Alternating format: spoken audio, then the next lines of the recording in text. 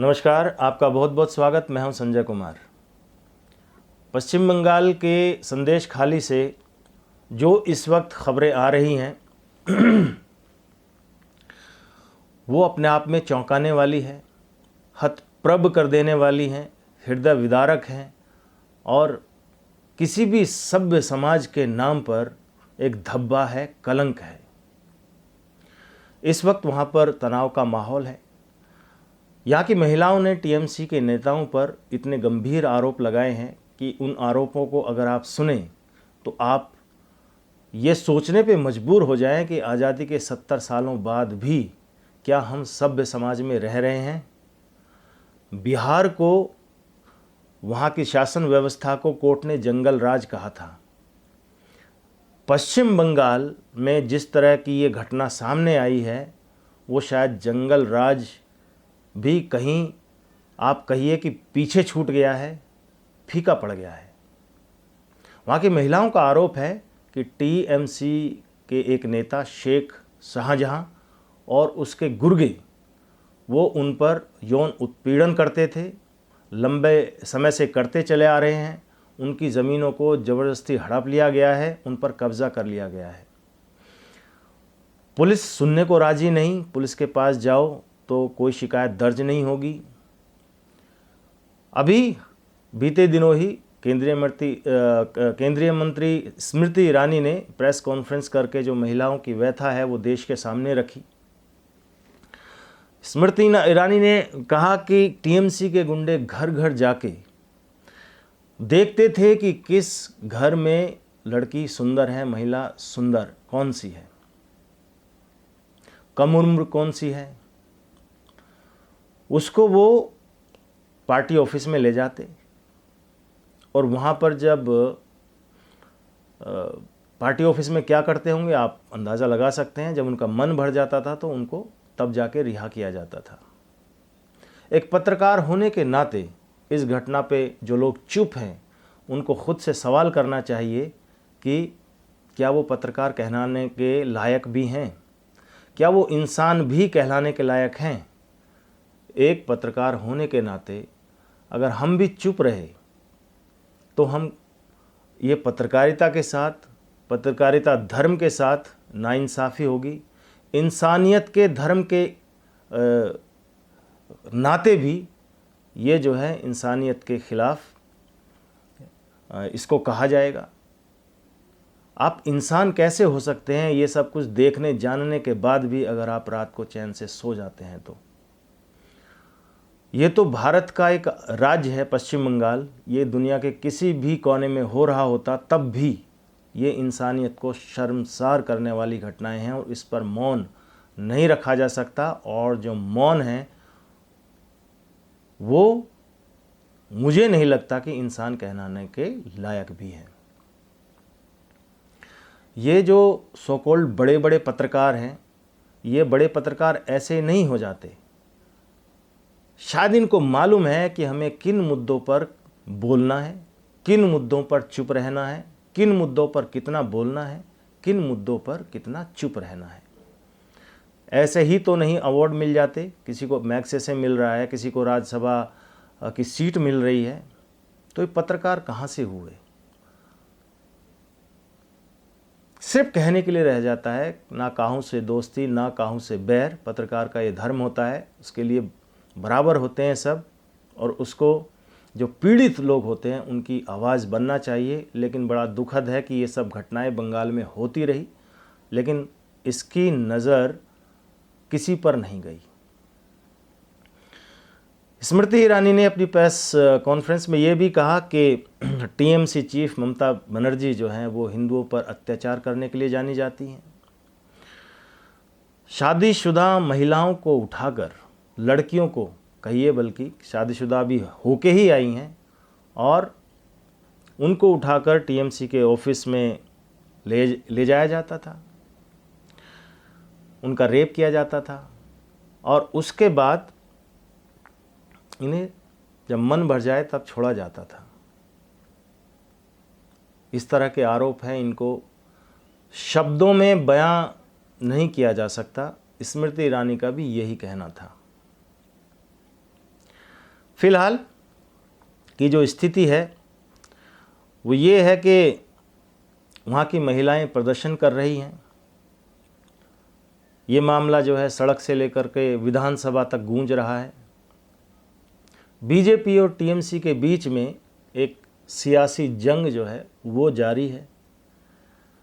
राज्यपाल ने अपनी रिपोर्ट केंद्र सरकार को सौंप दी है। एक एसआईटी का भी गठन कर दिया गया है। तो ये पूरा मामला है। दरअसल हुआ क्या है कि एक जगह है नॉर्थ 24 परगना पश्चिम बंगाल में, और यहाँ पर ये जो जगह है संदेशखाली, यहाँ की स्थानीय महिलाओं ने वहाँ शाहजहाँ शेख के अलावा टीएमसी के और भी कई नेता हैं, उन पर यौन उत्पीड़न का आरोप लगाया है। ज़मीन के बड़े हिस्से पर बलपूर्वक कब्जा करने का भी आरोप लगाया है। इसके बाद शाहजहाँ के जो समर्थक हैं वो सड़कों पर उतर गए। तनाव और बढ़ गया।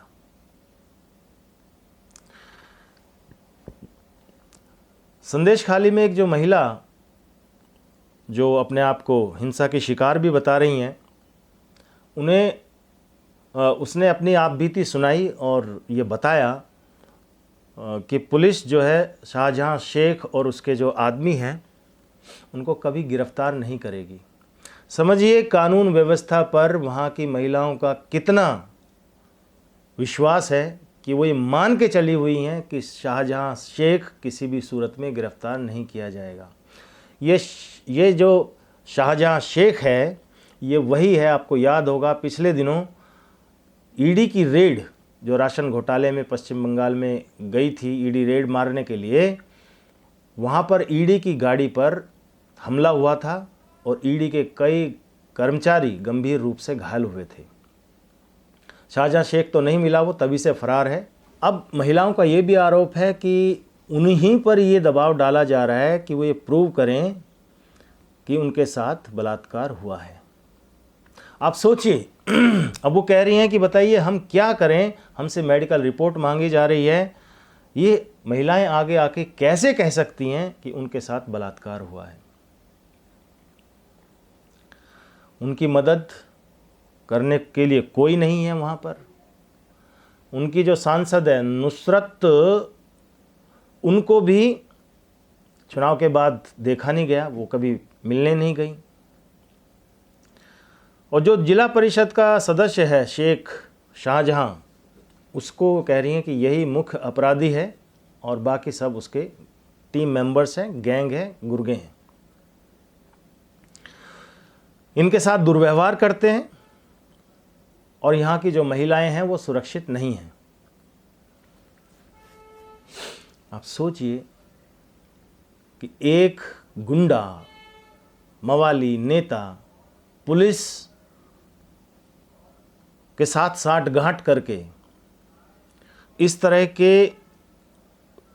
का व्यवहार, इस तरह की हैवानियत वहाँ की महिलाओं के साथ कर रहा है, वहाँ के लोगों के साथ कर रहा है। पुलिस मूक दर्शक बनी हुई है, पता नहीं किसके आदेश पर कोई कार्रवाई नहीं कर रही। ये महिलाओं के आरोप हैं। इसको गिरफ्तार नहीं किया जा सकता शेख शाहजहाँ को। उन्हें बाहर जाने से भी डर लगता है, लगेगा ही। कौन निकलना चाहेगा इस माहौल में घर से बाहर? उनको सुरक्षा देने की क्या ज़रूरत नहीं है? राज्य सरकार को ये गारंटी नहीं देनी चाहिए? क्या ये नहीं करना चाहिए कि वो सुरक्षित हों और अपना फ्रीली अपना मूव कर सकें, घूम सकें? उनकी अस्मिता के साथ, उनकी इज्जत के साथ, उनके सम्मान के साथ खिलवाड़ होता रहा और वो बेचारी चुपचाप उनको सहती रही। जाएं तो जाएं कहाँ? जाएंगी तो पुलिस ही के पास ना, और पुलिस सुनने को राज़ी नहीं है। तो ये सब कुछ भाई साहब चलता रहा पश्चिम बंगाल में। फिलहाल पश्चिम बंगाल के जो राज्यपाल हैं सीवी आनंद बोस, उन्होंने संदेशखाली को लेकर के अपनी एक रिपोर्ट बनाई है और होम मिनिस्ट्री को वो सौंप दी है। उन्होंने खुद इसी सोमवार को इस संदेश खाली का दौरा किया था। ये जो प्रदर्शनकारी हैं इनसे बात की थी और पूरे मामले की जांच के लिए एक SIT का भी गठन कर दिया है और उनकी रिपोर्ट में सीधे सीधे नाम है शेख शाहजहां का और उसके जो गुर्गे हैं, उनके जो साथी हैं, उनका नाम उस रिपोर्ट में है। उनका ये कहना है कि जब शिकायत लेकर के महिलाएं पुलिस के पास जाती थी तो पुलिस उल्टा उन्हीं को आरोपियों के साथ समझौता करने के लिए निर्देश देती थी कि नहीं भी होगा कुछ नहीं, आप जो है बेटर है कि आप समझौता कर लो। पता नहीं पुलिस को वहाँ बैठाया समझौता करने के लिए है कि जो लोग कानून व्यवस्था का मजाक उड़ा रहे हैं, इंसानियत को शर्मसार कर रहे हैं, उनके खिलाफ एक्शन लेने का उनका काम है।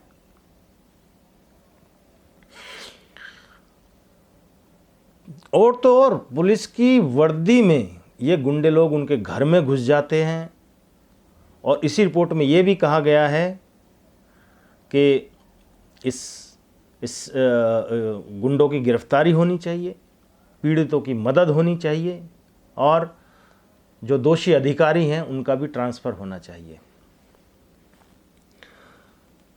दूसरा, अब ये रिपोर्ट जैसे सबमिट की है राज्यपाल CV आनंद बोस ने, TMC ने इस रिपोर्ट की ही आलोचना की है। सोचिए, TMC के एक प्रवक्ता हैं कुणाल घोष, उन्होंने कहा कि ये जो रिपोर्ट है ये पक्षपातपूर्ण है, राजनीति से प्रेरित है। राज्यपाल का जो बयान है पूरी तरह से बेसलेस है, निराधार है। अगर राज्यपाल को सही स्थिति की जाननी थी तो प्रशासन से बात करनी चाहिए थी, लेकिन वो अपना जो बयान है BJP और जो CPM हैं उन्होंने जो जानकारी उनको दी है उनके आधार पर उन्होंने अपना बयान दे दिया है। मतलब यहाँ पर ये है कि अपना पल्ला झाड़ लो, जो हो रहा है उसको होने दो, मतलब तो यही है इसका।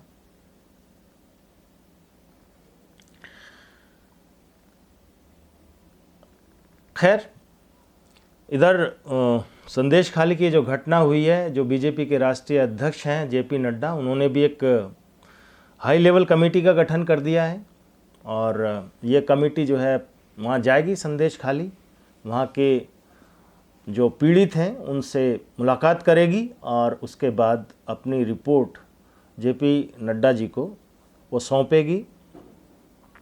ये सब कुछ पश्चिम बंगाल में फ़िलहाल चल रहा है। BJP तो अब NIA जांच की मांग कर रही है संदेश खाली के मामले में।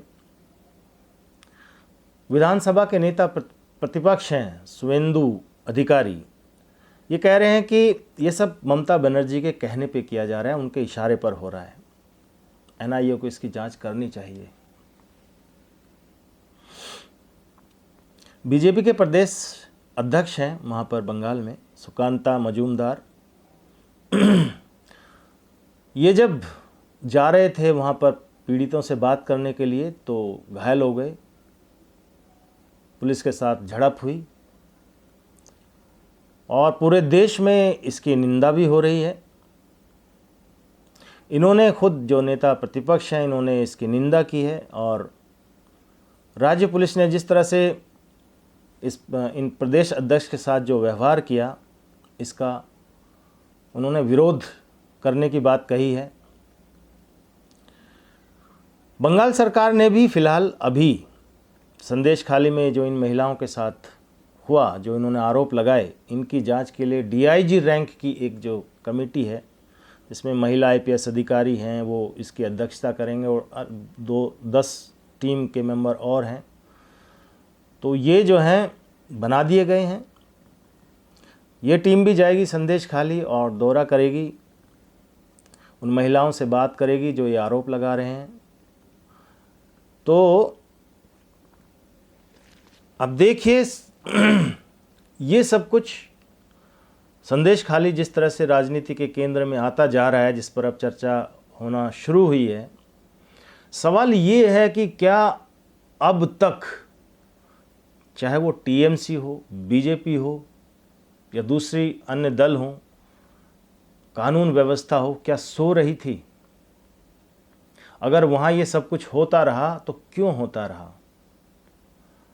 आप कह सकते हैं या केंद्र सरकार कह सकती है कि कानून व्यवस्था राज्य का मामला है। ठीक है, राज्य का मामला है, लेकिन फिर ये संगई जो ढांचे का राग अलापते रहते हैं दिन रात, वो फिर क्या है? केंद्र सरकार की टीम तो जाती है, पश्चिम बंगाल के दौरे पे जाती हैं, तो फिर क्यों जाती हैं और क्या करती हैं? और राज्य सरकार का भी मैटर है, तो क्या वहाँ पर जो लोग इतना अत्याचार कर रहे हैं उनको करने के लिए खुली छूट है? उन महिलाओं की पीड़ा कौन सुनेगा? क्या बीजेपी को सिर्फ ये जो नंबर्स हैं, ये जो उत्पीड़न हो रहा है, जो कब्जे हो रहे हैं वहाँ पर, वहाँ जो गुंडा राज चला हुआ है, वो सिर्फ अपनी राजनीति के लिए एक मुद्दा चाहिए खाली?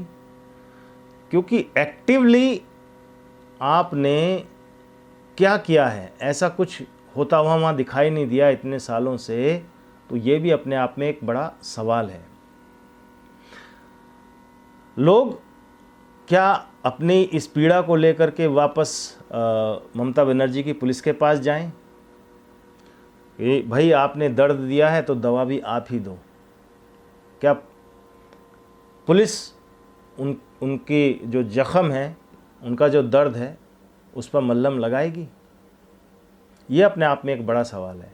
और बड़ा सवाल ये भी है कि इस घटना पर देखिए, जब तक जानकारी सामने नहीं थी बात अलग थी, लेकिन अब जब भी जिसके भी सामने ये जानकारी आ रही है, इसके बाद भी अगर वो इंसान चुप है तो सोचना चाहिए कि क्या वो इंसान भी है। बाकी आपकी क्या राय है इस बारे में, हमें ज़रूर बताइएगा। हमसे जुड़ने के लिए आपका बहुत बहुत आभार, धन्यवाद। वंदे मातरम।